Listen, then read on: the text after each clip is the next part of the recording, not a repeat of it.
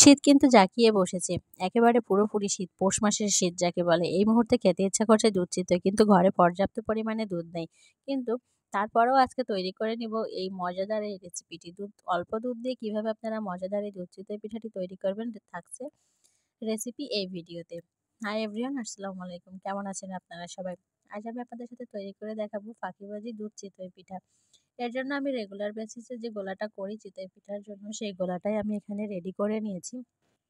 তাওয়াটা গরম করে একটু মুছে নিয়েছি সুন্দরভাবে, পরিষ্কার করে নিয়েছি, তাহলে পিঠাগুলো খুব সুন্দরভাবে উঠে যাবে।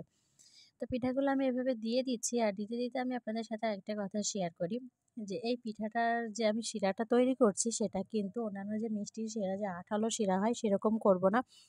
চিনির সাথে পানি দিয়ে, মানে আমি যতটুকু পরিমাণ আমি পিঠা তৈরি করব সেই হিসাবে আমি কিন্তু পানিটা এখানে দিয়ে নিব। দিয়ে পানিটাকে আমি মিষ্টি করে নিব, একটু মিষ্টি করব। এর ভিতরে একটু লবণ দিব, সুঘ্রাণের জন্য আমি এখানে দিয়ে দিয়েছি গোটা 2 এলাচ, আর দিয়ে দিয়েছি দারচিনি। তেজপাতাটাও দিতে পারেন, আমি এখানে দিইনি, দিলে সুঘ্রাণটা ভালো আসে। আর দুধ চিতই পিঠা বানানোর জন্য কিন্তু পিঠাগুলোকে অবশ্যই অসংখ্য জালিযুক্ত হতে হবে, না হলে কিন্তু দুধ চিতই পিঠাটা সুন্দর হবে না। এটা ভিতরে যদি শক্ত থাকে তাহলে সেই পিঠাটা যদি আপনি দুধে ডুবিয়ে দেন তাহলে কিন্তু ওইটা দুধটা টানবে না, তো পিঠাটা রসালো হবে না, ওই শক্তই থেকে যাবে।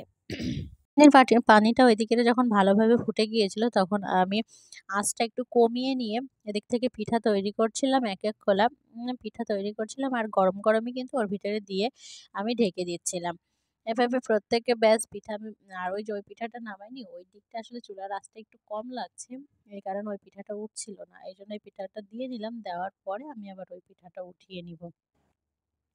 আর একেবারে বেশি উপচে দেওয়া যাবে না, তাহলে কি হবে, পিঠাটা ফুলে গিয়ে একটার সাথে আরেকটা লেগে যাবে, আর উপরে ঢাকনার সাথেও লেগে যাবে, তখন পিঠাগুলো ভেঙে যাবে আর কি। এই জন্য একদম সমান সমান করে কিংবা একটু খালি রেখে রেখেই কিন্তু পিঠাগুলো আমি দিয়ে দিচ্ছিলাম।